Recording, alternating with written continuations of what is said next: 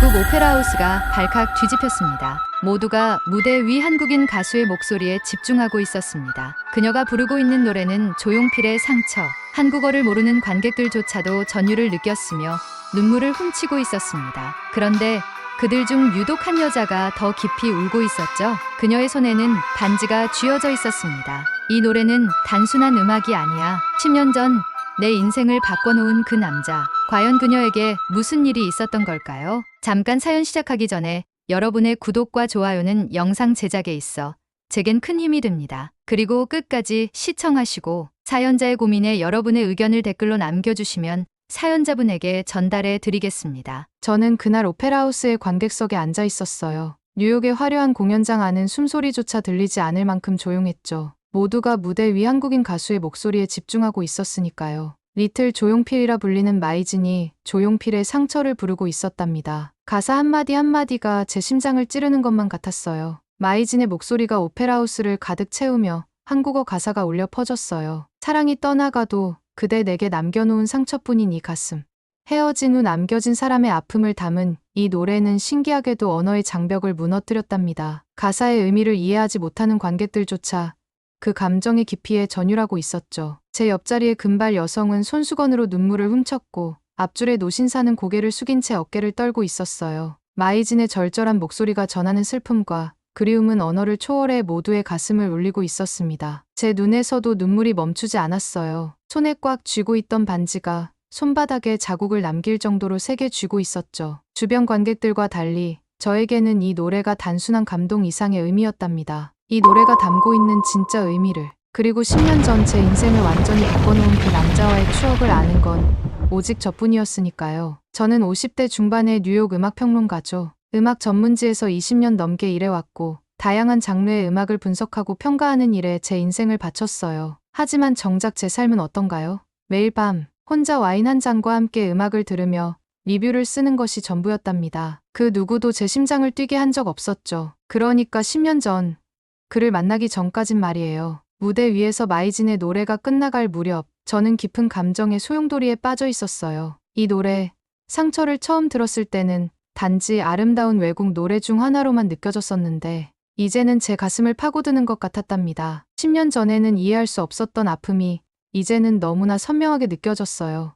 상처. 그것은 단순한 노래의 제목이 아닌 제 가슴에 새겨진 현실이었죠. 공연장 전체가 뜨거운 감동에 휩싸였어요. 곳곳에서 훌쩍이는 소리가 들렸고 누군가는 자리에서 일어나 기립박수를 치기 시작했답니다. 이내 모든 관객이 자리에서 일어나 박수갈채를 보냈죠. 한국어를 모르는 그들조차 마음으로 노래의 슬픔을 온전히 느꼈던 거예요. 저는 천천히 눈물을 닦으며 일어섰어요. 주변에서 무슨 노래예요? 한국에 이런 아름다운 선율의 노래가 있다니. 가사의 의미가 궁금해요라며 서로 이야기를 나누는 소리가 들렸답니다. 그들에게는 그저 아름다운 한국 노래였겠지만 저에게는 그것은 제 삶의 일부였죠. 10년 전 운명처럼 만났던 한국 남자가 제 인생을 어떻게 뒤바꿔 놓았는지를 기억하게 하는 소중한 연결고리였으니까요. 10년 전 저는 글로벌 음악 페스티벌 준비를 위한 해외 프로젝트에 참여하게 되었어요. 전 세계의 음악을 한자리에서 만날 수 있는 대규모 행사였죠. 저는 서양 음악을 담당했고 아시아권 음악은 다른 전문가들이 맡았답니다. 그날 회의실에 들어섰을 때 저는 그를 처음 보았어요. 이준호, 한국에서 온 음악 프로듀서였죠. 차라 씨, 반갑습니다. 저는 이준호라고 합니다. 한국에서 왔어요. 이준호는 부드러운 미소를 지으며 영어로 자신을 소개했어요. 그의 말투에서는 어딘가 모르게 진중함이 느껴졌답니다. 40대 중반으로 보이는 그는 단정한 차림새와 깊은 눈빛을 가지고 있었죠. 한국에서 여러 인기 아이돌을 키워낸 유명 프로듀서라고 했어요. 이번에는 자신의 소속사 아이돌 그룹의 메인곡 작곡을 위한 협업 때문에 미국에 왔다고 하더군요. 노래와 가사가 잘 어울리게 작업하기 위해 미국 음악계의 전문가들과 만나는 중이라고요. 모건 씨의 평론은 항상 읽고 있었습니다. 음악을 해석하는 방식이 독특해서 관심 있게 지켜봤어요. 그의 말에 저는 놀랐답니다. 제 글을 읽고 있었다니요? 외국의 프로듀서가 제 평론을 알고 있다는 사실이 신선한 충격이었어요. 갑자기 긴장이 되면서도 묘한 기대감이 피어올랐죠. 처음 보는 남자인데도 왠지 예전부터 알고 지낸 것 같은 친근함이 느껴졌어요. 같이 일하게 되어 기쁩니다. 차라 씨의 의견이 이번 프로젝트에 큰 도움이 될 거예요. 회의가 끝난 후 이준호는 저에게 다가와 함께 식사를 하자고 제안했어요. 처음엔 망설였지만 음악적 교류를 위해 수락했답니다. 저희는 근처 한식당으로 갔죠. 그곳에서 이준호는 제게 자신의 이야기를 들려주었어요. 한국에서 어떻게 음악을 시작했는지, 어떤 어려움을 겪었는지, 그리고 어떻게 지금의 위치에 오르게 되었는지를요. 사실 제가 음악을 시작하게 된 건 조용필 선생님 때문이에요. 어릴 때 우연히 들은 그분의 킬리만자로의 표범이 제 인생을 바꿨죠. 이준호의 눈빛이 빛났어요. 그는 휴대폰을 꺼내 제게 조용필의 킬리만자로의 표범을 들려주었답니다. 이 노래가 내 인생을 바꿨어요. 인생의 외로움과 운명적인 선택에 대한 메시지가 담겨 있죠. 사라 씨는 음악을 분석하는 사람이니 이 노래는 어떻게 들리나요? 저는 그 노래를 주의 깊게 들었어요. 한국어는 이해할 수 없었지만 그 멜로디와 감성은 분명히 느껴졌답니다. 그리고 이준호의 진심 어린 눈빛을 보며 저는 이 노래에 그의 모든 것이 담겨 있다는 걸 알 수 있었어요. 정말 아름다운 노래네요. 언어는 달라도 감정은 통하는 것 같아요. 집에 돌아온 후 저는 밤늦게까지 조용필의 노래를 검색해 들었어요. 이준호가 들려준 킬리만자로의 표범을 다시 들으며 그 깊은 메시지에 새삼 감탄했답니다.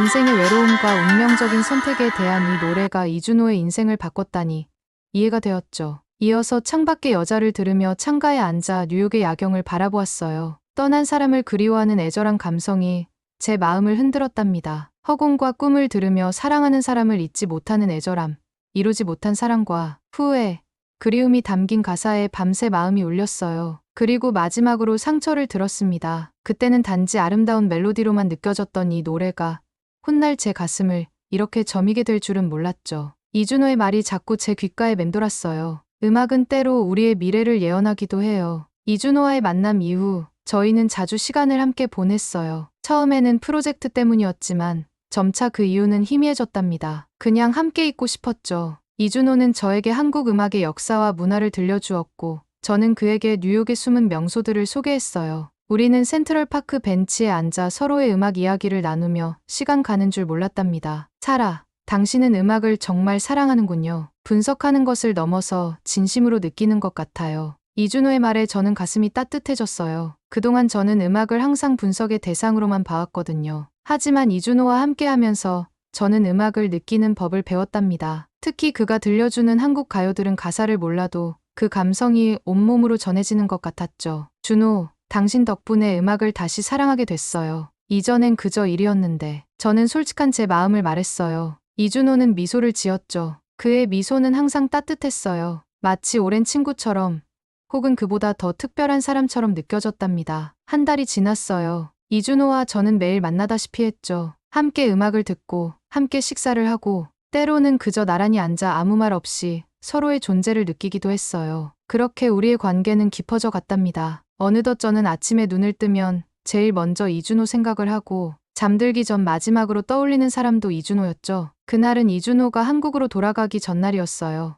우리는 브루클린 브리지를 걸으며 마지막 저녁을 보내고 있었답니다. 뉴욕의 황혼이 우리를 감싸고 있었죠. 이준호는 갑자기 걸음을 멈추더니 제게 작은 상자 하나를 건넸어요. 사라, 이건 한국에서 가져온 특별한 반지예요. 우리나라에선 소중한 사람에게 주는 거예요. 저는 놀라서 상자를 열어봤어요. 아름다운 은반지였죠. 그 위에는 한글로 뭔가 새겨져 있었어요. 무슨 뜻이에요? 이 글자는 영원히 함께라는 뜻이에요. 사라, 한국에 와서 함께 살자는 제안을 받아들여 주겠어요? 이준호의 진지한 눈빛에 저는 숨이 막혔어요. 이렇게 짧은 시간에 사랑에 빠질 수 있다니 믿기지 않았답니다. 하지만 제 마음은 이미 결정된 것 같았죠. 준호, 저도 당신을 사랑해요. 하지만 그때 저는 갈등에 빠졌어요. 한국으로 간다는 것은 제 모든 것을 버리고 새로운 시작을 한다는 의미였으니까요. 게다가 저에게는 뉴욕에 남아야 할 이유가 있었답니다. 사라, 당신은 음악을 사랑하잖아요. 한국에는 더 많은 음악이 있어요. 당신이 한 번도 경험해보지 못한 아름다운 선율들이요. 내 곁에서 그 모든 걸 함께 느껴보지 않겠어요? 이준호의 말에 제 마음은 흔들렸어요. 그와 함께라면 새로운 세계, 새로운 음악을 경험할 수 있을 거라는 생각이 들었죠. 하지만 현실은 그리 간단하지 않았어요. 준호, 조금만 시간을 주세요. 결정하기 전에 생각할 게 있어요. 그날 밤, 저는 뜬 눈으로 밤을 새웠답니다. 한국으로 간다는 건 무엇을 의미할까요? 제 경력, 제 친구들, 제 익숙한 모든 것을 뒤로하고 새로운 시작을 한다는 것이었죠. 하지만 그보다 더 중요한 이유가 있었어요. 바로 제 어머니였답니다. 엄마, 저 오늘 중요한 이야기가 있어요. 다음 날 아침, 저는 어머니가 계신 요양원을 찾았어요. 70대 후반의 제 어머니는 파킨슨병으로 몇 년 전부터 요양원에서 지내고 계셨죠. 제 부모님은 뉴욕에 정착하셨고 저는 이곳에서 태어났어요. 아버지는 10년 전에 돌아가셨고 어머니는 점점 건강이 나빠지고 있었답니다. 무슨 일이니? 살아? 얼굴이 안 좋아 보이는구나. 어머니는 항상 그렇듯 제 마음을 꿰뚫어 보셨어요. 저는 모든 것을 솔직하게 말씀드렸답니다. 이준호를 만난 일, 사랑에 빠진 일, 그리고 한국에 가자는 그의 제안까지요. 그래서 어떻게 하고 싶니?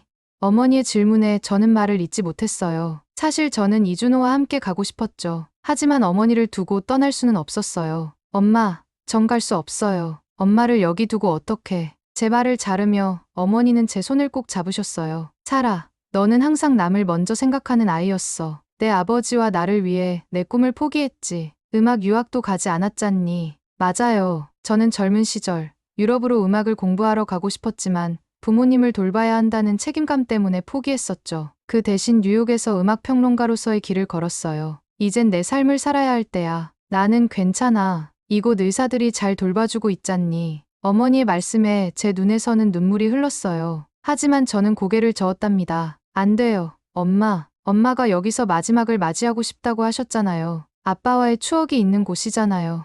전 엄마 곁을 지킬 거예요. 어머니는 한숨을 쉬셨어요. 그리고는 오랫동안 제 얼굴을 바라보셨답니다. 살아. 내 눈에서 사랑이 보이는구나. 그 남자를 정말 사랑하니? 저는 고개를 끄덕였어요. 저도 모르게 입가에 미소가 번졌죠. 그렇다면 그에게 가렴. 사랑은 인생에서 가장 중요한 거야. 나는 내 아버지와 함께한 시간이 내 인생에서 가장 행복했단다. 어머니의 눈에도 눈물이 고였어요. 하지만 저는 결심이 확고했답니다. 엄마, 전 이미 결정했어요. 여기 남을 거예요. 이준호에게도 그렇게 말할 거고요. 그날 저녁, 저는 이준호와 마지막 만남을 가졌어요. 허드슨 강가의 조용한 레스토랑이었죠. 그는 제 대답을 기다리고 있었어요. 준호, 정말 미안해요. 저는 갈 수 없어요. 어머니가 여기 계세요. 병환이 깊으시고 어머니는 여기서 마지막을 맞이하고 싶어 하셔요. 전 어머니를 버릴 수 없어요. 이준호의 얼굴에 실망감이 스쳤지만 곧 이해하는 표정으로 바뀌었어요. 이해해요. 살아. 가족은 소중하죠. 그럼 내가 여기 남을게요. 당신과 함께. 저는 고개를 저었답니다. 그건 불가능한 일이었죠. 준호, 당신은 한국에서 모든 걸 이룬 사람이에요. 소속사도 있고 당신을 기다리는 아티스트들도 있잖아요. 당신의 꿈, 당신의 음악, 그걸 포기하라고 할 수 없어요. 우리는 서로를 바라보며 긴 침묵을 지켰어요. 그 순간 저는 인생에서 처음으로 진정한 선택의 갈림길에 서 있다는 느낌이 들었답니다. 한쪽엔 사랑이, 다른 한쪽엔 의무가 있었죠. 살아, 내가 다시 올게요. 당신 어머니의 상태가 좋아지면 또는 무슨 일이 있어도 다시 만나요. 이준호는 제 손을 꼭 잡았어요. 그리고 마지막으로 서로를 끌어안았죠. 저는 그의 품에서 눈물을 흘렸어요. 처음 느껴본 진정한 사랑을 놓아보내는 아픔이었답니다. 이 반지는 가져가요. 언젠가 우리가 다시 만날 때 제게 보여주세요. 이준호는 반지를 제 손에 쥐어주었어요. 그리고 마지막 인사를 나눈 후 그는 떠났답니다. 제 인생에서 가장 짧지만 가장 강렬했던 한 달이 그렇게 끝이 났죠. 이준호가 떠난 후 저는 다시 일상으로 돌아왔어요. 음악평론가로서의 삶, 어머니를 돌보는 일, 그리고 혼자만의 시간들. 겉으로는 변한 게 없었지만 제 마음속은 완전히 달라져 있었답니다. 바쁜 일정 속에서도 문득문득 이준호가 생각났죠. 그가 들려주던 조용필의 노래들을 들을 때면 더욱 그랬어요. 살아, 요즘 글의 감정이 더 풍부해졌어. 무슨 일 있었니? 편집장인 마크가 물었어요. 저는 그저 미소로 답했답니다. 어떻게 설명할 수 있을까요? 한 달간의 사랑이 저를 얼마나 바꿔놓았는지를요. 이전에는 음악을 들을 때 구조와 악기 편성, 하모니를 분석했다면 이제는 그 음악이 전하는 감정과 이야기에 먼저 귀를 기울이게 되었어요.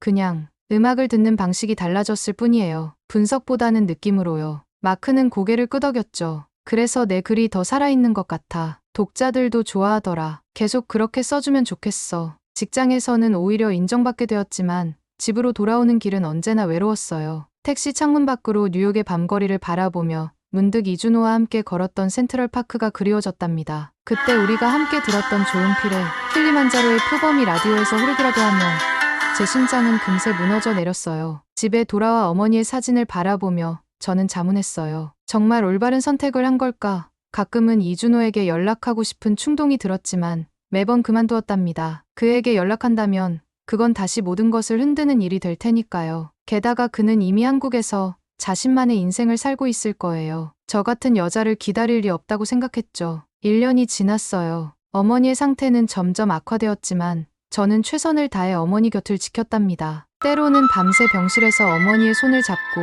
조용필 노래들을 들려드리기도 했었죠. 그럴 때면 어머니는 저를 바라보며 미소 지었어요. 사라, 넌 언제나 좋은 딸이었어. 너무 고맙구나. 어머니의 말씀에 가슴이 아팠어요. 저는 좋은 딸이 아니었죠. 속으로는 늘 다른 곳에 있고 싶었으니까요. 하지만 마음 한구석에는 항상 공허함이 있었어요. 밤이면 이준호가 준 반지를 꺼내 바라보곤 했죠. 그의 목소리, 그의 웃음, 그의 음악에 대한 열정을 떠올리며요. 이준호 씨, 잘 지내시나요? 저는 당신이 그리워요. 아무도 듣지 않는 공간에서 저는 작게 속삭였어요. 마치 그가 어딘가에서 듣고 있기를 바라는 마음으로요. 2년이 지났을 때 우연히 한 음악 잡지에서 이준호의 이름을 발견했어요. 그는 한국에서 큰 성공을 거둔 음악 프로듀서가 되어 있었죠. 여러 유명 아이돌 그룹의 히트곡을 만들어냈고 자신만의 음악 레이블도 설립했다고 해요. 기사 속 사진에서 그는 여전히 부드러운 미소를 짓고 있었지만 어딘지 모르게 외로워 보였어요. 아니, 어쩌면 그건 제 마음이 만들어낸 착각인지도 모르겠네요.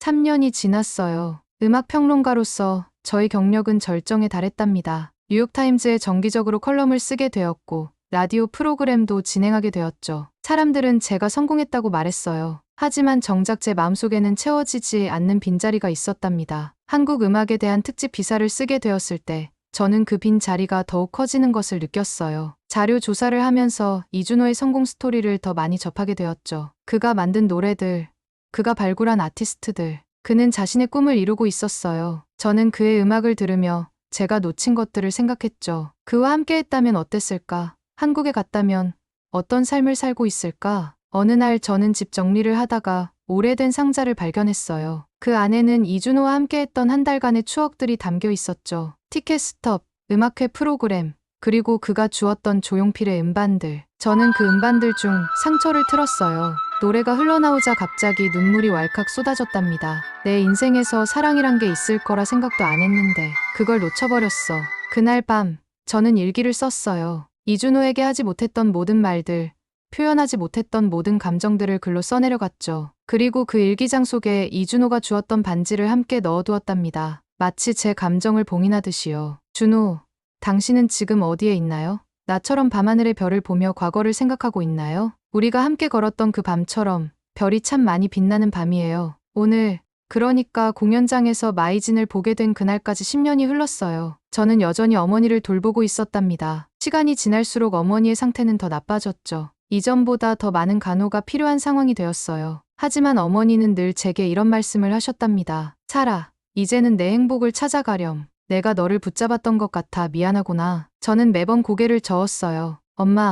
엄마는 절대 제 인생을 방해하신 게 아니에요. 제가 선택한 거예요. 후회 없어요. 그렇게 말했지만 가끔은 이준호에게 연락해볼까 생각했답니다. 하지만 10년이란 시간이 흐른 후에 갑자기 나타나는 것이 뭔 의미가 있을까 하는 의문이 들었어요. 그는 이미 새 삶을 살고 있을 테니까요. 그러던 어느 날 뉴욕 오페라하우스에서 세계 음악 페스티벌이 열린다는 소식을 들었어요. 특히 한국의 젊은 가수 마이진이 조용필의 명곡들을 재해석해 부른다는 내용이 눈에 띄었답니다. 저는 망설임 없이 티켓을 예매했죠. 공연장에 앉아 프로그램을 읽던 중 제 눈은 한 이름에 고정되었어요. 음악 감독 이준호. 심장이 미친 듯이 뛰기 시작했죠. 정말 그 이준호일까? 수많은 생각이 머릿속을 스쳐 지나갔어요. 그를 만나면 뭐라고 해야 할까? 아직도 그 반지를 갖고 있다고 말해야 할까? 아니면 그냥 모른 척해야 할까? 무대가 어두워지고 한국 가수 마이진이 등장했어요. 그리고 첫 곡으로 상처를 부르기 시작했죠. 그 순간 모든 감정이 한꺼번에 밀려왔어요. 이준호와의 추억, 이별의 아픔, 그리고 지난 10년간의 공허함까지. 노래가 끝나고 기립박수가 이어진 후 저는 급히 백스테이지로 향했답니다. 음악 전문지 기자 신분으로 마이진과의 인터뷰를 요청했죠. 가슴은 계속해서 미친 듯이 뛰었어요. 이준호를 볼 수 있을까? 그가 저를 기억할까? 마이진의 대기실 앞에 섰을 때 문이 열렸어요. 그리고 그곳에 이준호가 서 있었답니다. 10년이란 세월이 지났지만 그의 눈빛은 여전했죠. 다만 머리카락에 약간의 흰색이 섞여 있었고 얼굴에는 세월의 흔적이 더해져 있었어요. 우리는 서로를 바라보며 말을 잇지 못했어요. 주변의 모든 소리가 멀어지는 듯했죠. 마치 시간이 멈춘 것처럼요. 사라, 이준호가 먼저 입을 열었어요. 그의 목소리에는 놀라움과 기쁨, 그리고 무언가 더 깊은 감정이 묻어 있었죠. 준호, 저도 겨우 그의 이름을 불렀어요. 목이 메어 더 이상 말을 잇지 못했답니다. 그 순간 주변의 스태프들이 분주히 움직이기 시작했어요. 마이진의 다음 공연 준비를 위해서였죠. 이준호는 잠시 망설이더니 제게 명함 하나를 건넸어요. 오늘 저녁에 시간 있으세요? 이야기할 게 많을 것 같은데. 저는 고개를 끄덕였어요. 말로는 표현할 수 없는 감정이 온몸을 휩쓸고 있었답니다. 그날 저녁, 저는 맨해튼의 조용한 레스토랑에서 이준호를 만났어요. 창가 자리였는데 밖으로는 뉴욕의 화려한 밤 풍경이 펼쳐져 있었죠. 이준호는 와인을 주문하며 어색한 침묵을 깼어요. 10년이 지났네요. 사라는 여전히 아름다워요. 저는 쑥스러움에 웃음을 지었어요. 50대 중반의 나이에 아름답다는 말을 들으니 어색했죠. 하지만 이준호의 눈빛은 진심이었어요. 준호도 별로 변한 게 없네요. 음악 감독이 되셨군요. 이준호는 미소를 지었어요. 네, 많은 일이 있었죠. 소속사를 키워서 이제는 글로벌 프로젝트도 진행하고 있어요. 마이진도 제가 발굴한 가수인데 조용필 선생님의 음악을 재해석해서 세계에 알리고 싶었거든요. 우리는 지난 10년간의 이야기를 나누기 시작했어요. 저는 어머니의 간병과 음악평론가로서의 성공에 대해 이야기했죠. 이준호는 한국 음악계에서의 성장과 국제적인 프로젝트들에 대해 말했어요. 겉으로는 평범한 대화였지만 우리 눈빛 속에는 말로 표현하지 못하는 감정들이 가득했답니다. 사라, 솔직히 말하면 당신을 잊은 적이 없어요. 이준호의 말에 저는 숨을 멈췄어요. 그의 눈을 바라보니 10년 전과 같은 진심이 담겨 있었죠. 저도요. 준호, 당신을 잊으려고 정말 많이 노력했지만 결국 실패했어요. 저는 손가방에서 작은 상자를 꺼냈어요. 그 안에는 이준호가 10년 전 저에게 주었던 반지가 있었죠. 아직도 갖고 계셨군요. 이준호의 목소리가 떨렸어요. 매일 밤 이 반지를 보며 당신을 생각했어요. 하지만 연락할 용기가 없었죠. 당신이 이미 새 삶을 살고 있을 거라 생각했으니까요. 이준호는 작게 웃었어요. 저도 비슷해요. 몇 번이나 뉴욕에 오면서 당신을 찾아볼까 생각했지만 어머니를 돌보는 당신을 방해하고 싶지 않았어요. 10년이란 시간이 흘렀지만 우리의 마음은 그대로였던 거예요. 시간과 거리를 뛰어넘어 여전히 서로를 생각하고 있었답니다. 사라, 어머니는 어떻게 지내세요? 저는 고개를 숙였어요. 이준호는 제 손을 잡았어요. 그의 손은 따뜻했죠. 마치 제게 위로를 건네는 것 같았어요. 정말 미안해요. 당신이 얼마나 힘들었을지 내가 곁에 있어줬어야 했는데. 저는 고개를 저었어요. 아니에요. 제가 선택한 거니까요. 후회하진 않아요. 정말요. 단 한 번도 후회한 적 없어요? 저는 잠시 생각에 잠겼어요. 솔직히 말해야 할까? 수없이 많은 밤을 후회 속에서 보냈다는 사실을요. 사실 많이 후회했어요. 어머니가 지금도 저에게 하시는 말씀이 있어요. 내 행복을 찾아가라고요. 어머니는 제가 당신과 함께 가기를 원하셨다는 거려. 하지만 제가 너무 고집을 부렸어요. 이준호의 눈에 눈물이 고였어요. 그는 말없이 저를 바라보다가 갑자기 일어섰죠. 같이 걸어요. 이야기할 게 더 많아요. 우리는 레스토랑을 나와 센트럴파크를 거닐었어요. 밤하늘의 별들이 우리를 비추고 있었죠. 마치 10년 전으로 돌아간 것 같은 기분이었어요. 사라, 난 여전히 당신을 사랑해요. 10년이 지나도 그 마음은 변하지 않았어요. 이준호가 제 앞에 서서 진지하게 말했어요. 그의 눈에는 떨림이 있었죠. 저도요. 준호, 당신을 사랑해요. 항상 그래왔어요. 그날 저녁, 이준호와 나눈 대화는 제 마음을 더욱 혼란스럽게 만들었어요. 우리는 서로의 10년을 이야기했고, 여전히 서로에게 깊은 감정이 있다는 것도 확인했죠. 하지만 현실은 달랐어요. 이준호는 한국에서 성공한 음악 프로듀서였고, 저는 뉴욕에서 어머니를 모시는 딸이자 음악평론가였습니다. 사라, 이번에도 당신에게 물어볼게요. 한국에 같이 가서 함께 살지 않겠어요? 이준호의 제안에 저는 깊은 한숨을 내쉬었어요. 10년 전과 똑같은 질문. 하지만 상황은 더 복잡해졌죠. 준호, 저도 정말 당신과 함께하고 싶어요. 하지만 어머니가 여전히 저를 필요로 하세요. 상태가 점점 악화되고 계시고 제가 없으면. 이준호는 잠시 생각에 잠겼다가 고개를 끄덕였어요. 이해해요. 가족은 소중하니까요. 그럼 내가 뉴욕으로 올까요? 한국의 일은 미국과 한국을 오가며 할 수 있어요. 저는 그 말이 고마웠지만 고개를 저었어요. 준호, 지금 당신한테는 지금이 얼마나 중요한 시기인지 알아요. 저 때문에 일에 지장을 주고 싶지 않아요. 당신은 한국에서 모든 것을 이루었고 지금 한창 회사가 커나가고 있고 당신을 기다리는 아티스트들도 있잖아요. 우리는 결국 쉽게 아무런 결론도 내리지 못한 채 헤어졌어요. 이준호는 다음날 아침 비행기로 한국으로 돌아간다고 했죠. 저는 그를 공항까지 배웅했고 마지막 포옹을 나눴답니다. 사라, 언젠가 우리가 다시 만날 수 있기를 바랄게요. 이준호의 목소리에는 슬픔이 묻어 있었어요. 저는 말없이 고개를 끄덕였죠. 그리고 그는 다시 제 인생에서 사라졌어요. 마치 꿈처럼요. 집으로 돌아오는 길, 저는 끊임없이 생각했어요. 제가 정말 올바른 선택을 한 걸까? 어머니는 제게 내 행복을 찾아가라고 하셨지만 그것이 어머니를 떠나는 것을 의미할까요? 어머니의 마지막을 함께 하는 것이 딸로서의 의무일까요? 아니면 어머니가 원하시는 대로 제 행복을 찾아 떠나는 것이 진정한 효도일까요? 또 다시 저는 깊은 고민에 빠졌어요. 50대 중반의 나이에 한국으로 가서 새 삶을 시작할 용기가 있을까요? 아니면 어머니가 돌아가실 때까지 곁을 지키고 그 후에 이준호를 찾아갈까요? 그때 이준호는 여전히 저를 기다리고 있을까요? 매일 밤 저는 창가에 앉아 별을 바라보며 생각해요. 한국에서 이준호도 같은 하늘을 보고 있을까요?